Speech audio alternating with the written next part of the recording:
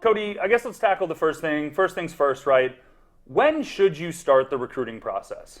It's a really great question, Danny. And one thing I actually explain to most parents that I speak with or families, I always really say it's only too early to think about the recruiting process, really start the recruiting process if your student athlete is unsure if they want to play. So basically what that means is you can start as like early as 8th and 9th grade. And really what I mean by is if they're thinking about it, even if they're not all the way sure, you still want to kind of start, because the way we plan it is that it's better to have and not need than to need and not have sort of mindset.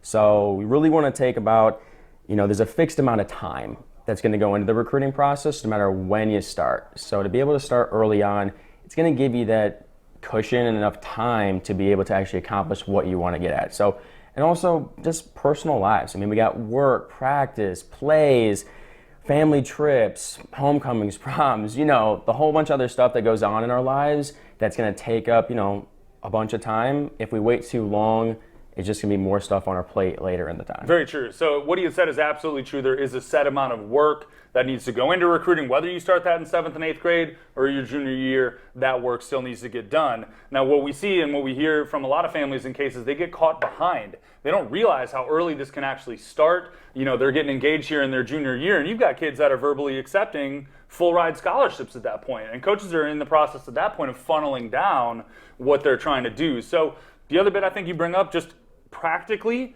you don't have all day to sit around and get recruited, right? You're going to have a lot of things going on, tournaments that you're going to on the weekend, travel schedule.